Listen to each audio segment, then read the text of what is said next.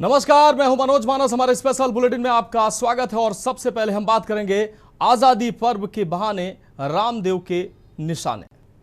दरअसल हम आज जो देश जो है वो 80वां स्वतंत्रता दिवस मना रहा है और ऐसे में स्वतंत्रता दिवस के मौके पर हरिद्वार में योग गुरु बाबा रामदेव ने देश की शिक्षा व्यवस्था और सरकारी भर्तियों को लेकर गंभीर सवाल खड़े किए हैं। पत्रकारों से बातचीत में बाबा रामदेव ने कहा कि देश के कई स्कूल कॉलेज आज भी बुनियादी सुविधाओं की कमी से जूझ रहे हैं, जबकि दूसरी तरफ परीक्षाओं में नकल और पेपर लीक जैसी घटनाएं शिक्षा व्यवस्था की विश्वसनीयता पर सवाल खड़े कर रही हैं। उन्होंने बोर्ड परीक्षाओं और उच्च शिक्षा में प्रवेश की प्रक्रिया को लेकर भी अपनी चिंता जाहिर की है। बाबा रामदेव ने सरकारी नौकरियों की भर्ती प्रक्रिया में कथित अनियमितताओं और इंटरव्यू के दौरान होने वाले भ्रष्टाचार पर भी तीखा हमला बोला है। उन्होंने कहा कि अगर योग्य युवाओं को पारदर्शी व्यवस्था नहीं मिलेगी तो उनमें असंतोष बढ़ना स्वाभाविक है। बाबा रामदेव ने सरकारों से शिक्षा और भर्ती व्यवस्था में जल्द से जल्द पारदर्शिता और सुधार लाने की मांग करते हुए चेतावनी भी दी कि यदि व्यवस्था में सुधार नहीं हुआ तो वह देश हित में एक बार फिर अनशन पर बैठने के लिए मजबूर होंगे।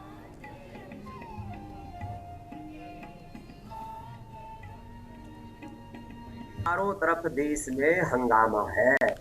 छोटे छोटे स्कूल कॉलेजों से बच्चे निकल रहे हैं कि हमारे यहाँ टीचर नहीं है, हमारे यहाँ लाइट नहीं है, हमारे यहाँ पानी नहीं है, हमारे यहाँ शौचालय नहीं है, हमारे यहाँ टीचर है तो किताबें नहीं है, किताबें हैं तो टीचर नहीं है, और टीचर है तो पढ़ाई में नकल हो जाती है, कहीं पेपर लीक हो जाता है, और पेपर पास भी कर लिया, 10वीं 12वीं का बोर्ड एग्जाम भी दे लिया तो 10वीं 12वीं के जो एग्जाम के मार्क्स हैं वो कहीं जुड़ते ही नहीं है। कॉम्पिटिटिव एग्जाम्स के आधार पर ही आगे यूनिवर्सिटी में सिलेक्शन होता है, और उसके बाद में फिर जो है जब कहीं नौकरी की बारी आए, खास करके गवर्नमेंट जॉब्स में इंटरव्यू के दौरान 90 से 99% घोटाला होता है। अपने विचार, अपने संस्कार, अपने संगठन, अपने ही जाति वर्ग समुदाय के लोगों को ठोक लेते हैं और बाकी को बाहर धक्का।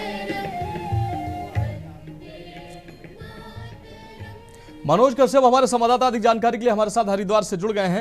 मनोज, अगर आज जो देश 80वां स्वतंत्रता दिवस मना रहा है, ऐसे में बाबा रामदेव ने योग गुरु रामदेव ने आज शिक्षा व्यवस्था को निशाने पे लिया। उन्होंने कहा कि जेन जी है, जेन अल्फा जो है वो व्यवस्थाओं में सुधार की बात करता है। अगर समय रहते उनको जो व्यवस्थाएं नहीं सुधरी तो एक बार फिर वो अनशन कर सकते हैं। क्या कुछ अहम जानकारी इस खबर को लेकर?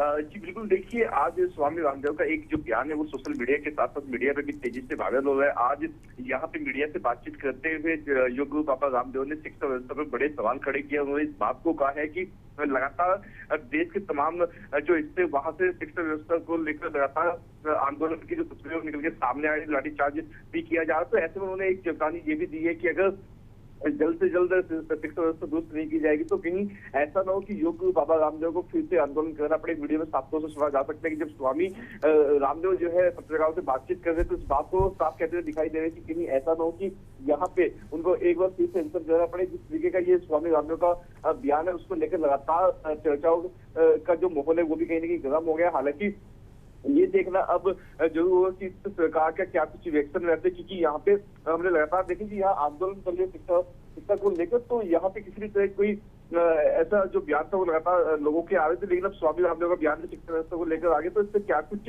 अब सरकार का रिएक्शन रहता है, ये देखने वाली बात होगी। फिलहाल चर्चाओं का जो एक विचार है वो यहाँ पे गर्म हो चुका है। ये भी बात यहाँ पे कही जा रही है कि शिक्षा विभाग को लेकर योग गुरु बाबा रामदेव ने भी लगातार जो अपना कदम है वो आगे बढ़ाया और लगातार अब ये शिक्षा व्यवस्था को लेकर भी स्वामी योग गुरु आंदोलन की बात कर रहे हैं। तो देखना ये होगा कि छात्रों के हित में अब स्वामी रामदेव की ओर से क्या कुछ कदम उठाए जाएंगे।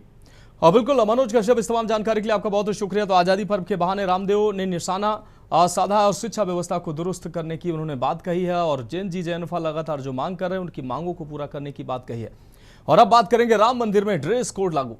अयोध्या में भव्य राम मंदिर में विराजमान रामलला की सेवा पूजा में एक रूपता और भव्यता लाने के लिए श्री राम जन्मभूमि तीर्थ क्षेत्र ट्रस्ट ने आज से पुजारियों के लिए एक नया ड्रेस कोड लागू कर दिया है।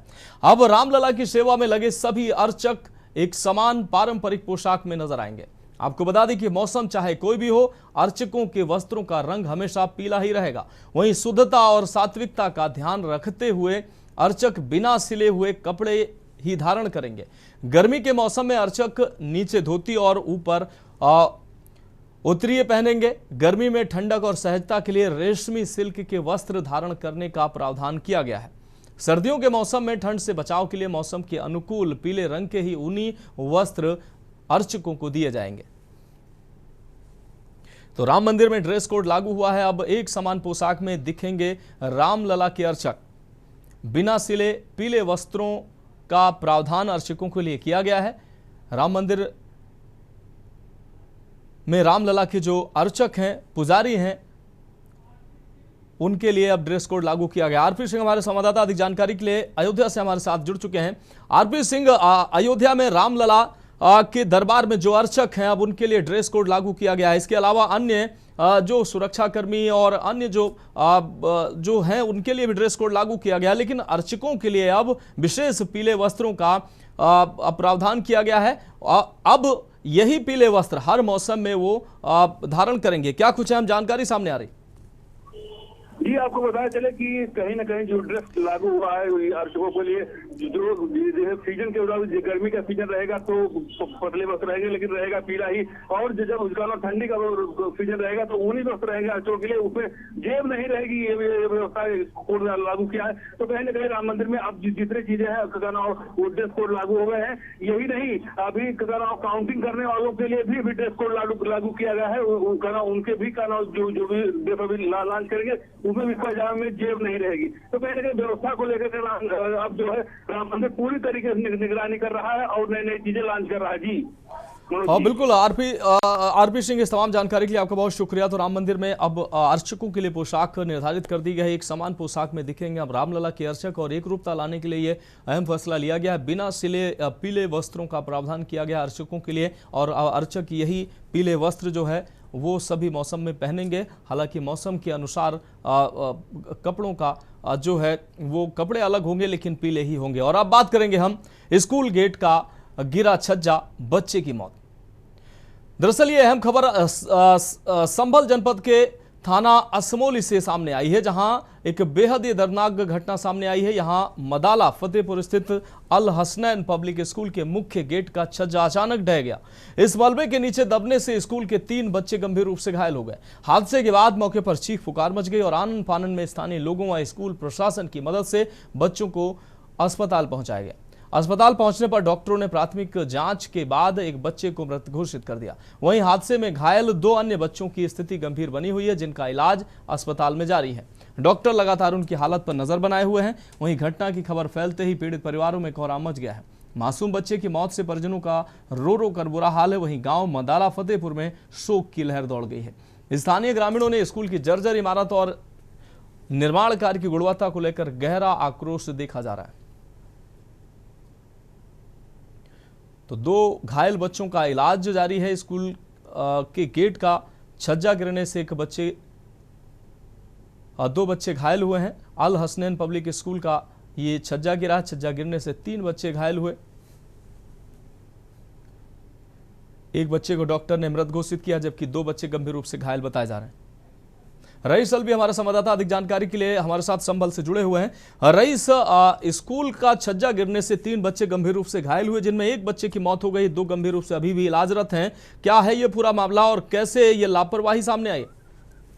देखिए, मुझे बताऊंगा जिस तरह से सुबह के समय लगभग 9-10 बजे का ये समय है। सुबह 15 अगस्त के कार्यक्रम की तैयारियां थी और झंडारोहण कार्यक्रम चल रहा था। उसी दौरान सुबह के करीब छज्जे पर कुछ बच्चे कार्यक्रम देख रहे थे और कार्यक्रम देखने के दौरान वो जो छज्जा था स्कूल का वो भड़बड़ा कर नीचे गिर गया, जो कि कुछ बच्चे नीचे भी थे और कुछ ऊपर भी थे। तो सारे बच्चे जो है उसमें दब गए, जिसमें करीब लगभग 3 बच्चे जो है इसमें गंभीर रूप से दबे थे, जिसमें डॉक्टर ने एक को मृत्यु घोषित कर दिया और 2 की हालत नाजुक बताई जा रही है।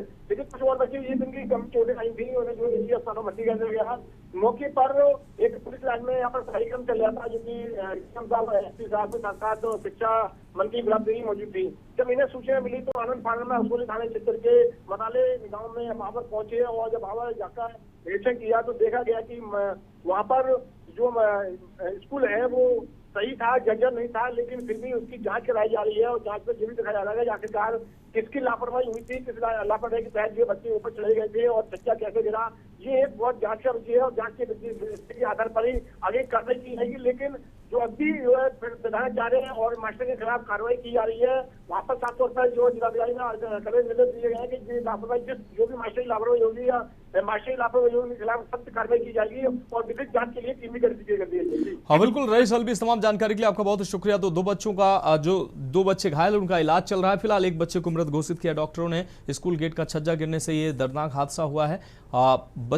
मृत बच्चे के परिजनों में कोहराम मचा हुआ है। अल हसनैन पब्लिक स्कूल का यह पूरा मामला है। तो फिलहाल हमारे स्पेशल बुलेटिन में वक्त एक ब्रेक का। ब्रेक के बाद हम बात करेंगे प्रदर्शन के दौरान बवाल, कैदियों की रिहाई की मांग। के न्यूज परिवार की तरफ से सभी दर्शकों को स्वतंत्रता दिवस की हार्दिक शुभकामनाएं। ब्रेक के बाद हमारे स्पेशल बुलेटिन में एक बार फिर से आपका स्वागत है। हम बात कर रहे हैं प्रदर्शन के दौरान बवाल, कैदियों की रिहाई की मांग। चंडीगढ़ में कौमी इंसाफ मोर्चा के प्रदर्शन के दौरान भारी बवाल देखने को मिला है। सजा पूरी कर चुके सिख कैदियों, बंदी सिखों की रिहाई के मांग को लेकर लंबे समय से प्रदर्शन कर रहे कौमी इंसाफ मोर्चा का प्रदर्शन चंडीगढ़ मोहाली सीमा पर हिंसक रूप ले बैठा। प्रदर्शनकारियों द्वारा चंडीगढ़ की ओर कूच करने और बैरिकेड्स तोड़ने की कोशिश के बाद पुलिस और प्रदर्शनकारियों के बीच तीखी झड़प देखने को मिली। मार्च रोकने पर बढ़ा तनाव। कौमी इंसाफ मोर्चा के आह्वान पर सैकड़ों प्रदर्शनकारी मोहाली चंडीगढ़ सीमा पर एकत्र हुए थे। मोर्चा ने गवर्नर हाउस यानी लोक भवन की ओर बढ़ने की घोषणा की थी। प्रशासन ने सुरक्षा को ध्यान में रखते हुए सीमा पर ही कई परतों वाली सख्त बैरिकेडिंग लगा रखी थी और भारी पुलिस बल तैनात किया गया था। जब प्रदर्शनकारियों ने बैरिकेड्स को फांदने और खींचकर हटाने का प्रयास किया तो माहौल तनावपूर्ण हो गया। आंसू गैस और वाटर कैनन का प्रयोग करना पड़ा भीड़ को तितर बितर करने के लिए। इस दौरान चंडीगढ़ सीमा में प्रवेश से रोकने के लिए पुलिस को बल प्रयोग भी करना पड़ा। सुरक्षा बलों ने प्रदर्शनकारियों पर पानी की बौछार चलाई और आंसू गैस के गोले भी दागे हैं। स्थिति को संभालने के लिए दंगा रोधी वाहनों और भारी संख्या में पुलिसकर्मियों को तैनात किया गया है।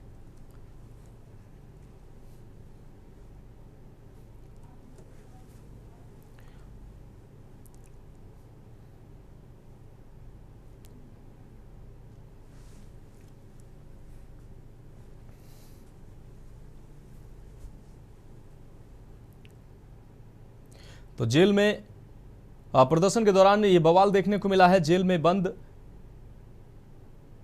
कैदी की सजा पूरी होने के बाद रिहाई की मांग की गई। कौमी इंसाफ मोर्चा के द्वारा प्रदर्शन किया गया। प्रदर्शनकारियों को तितर बितर करने के लिए पुलिस को बल प्रयोग करना पड़ा, वाटर कैनन का इस्तेमाल करना पड़ा। पुलिस ने आंसू गैस और पानी की बौछारों का भी प्रयोग किया है। और अब बात करेंगे दबंगों का दुस्साहस, अपहरण का प्रयास। उत्तर प्रदेश के जनपद बहराइच जिले में अपराधियों के हौसले बुलंद नजर आ रहे हैं। कोतवाली देहात क्षेत्र के सिविल लाइन्स स्थित चाय सुट्टा बार में बैठे एक युवक के अपहरण का दुस्साहसिक प्रयास किया गया। सरेआम हुई इस गुंडई का लाइव वीडियो कैफे में लगे सीसीटीवी कैमरे में कैद हो गया, जो अब सोशल मीडिया पर तेजी से वायरल हो रहा है। जानकारी के मुताबिक पीड़ित युवक गौरव सिविल लाइन्स स्थित कैफे में आराम से बैठा हुआ था। इसी दौरान इलाके का चर्चित हिस्ट्री सीटर हसीब अपने साथियों के साथ वहां आ धमका।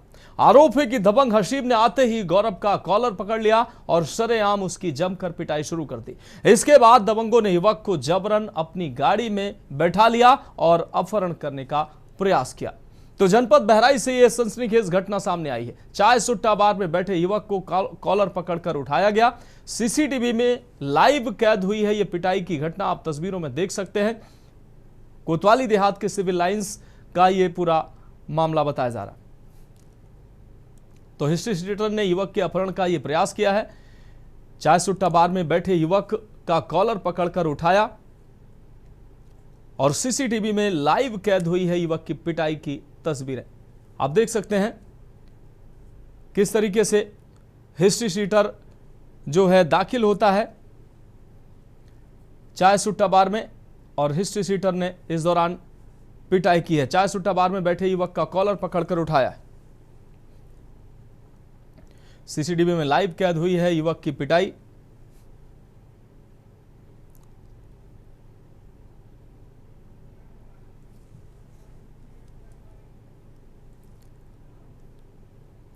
और अब बात करेंगे नन्हे कदम बने वैश्विक पहचान।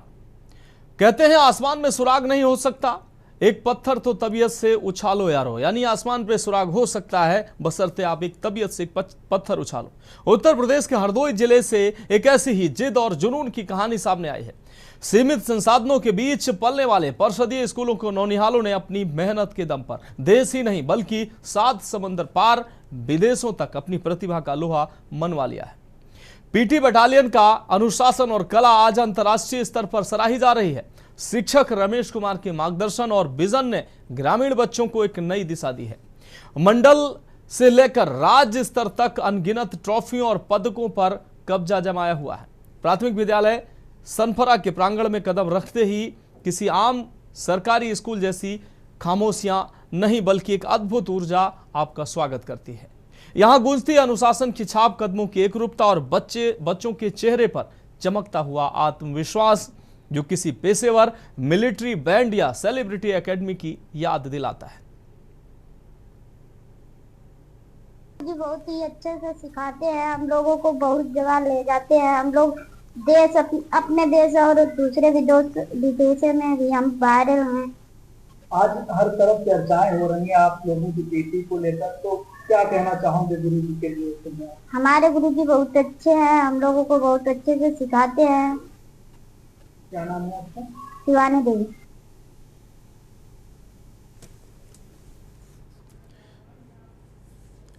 तो फिलहाल हमारे स्पेशल बुलेटिन में अभी के लिए इतना ही। मुझे दीजिए इजाजत और आप देखते रहिए के न्यूज इंडिया।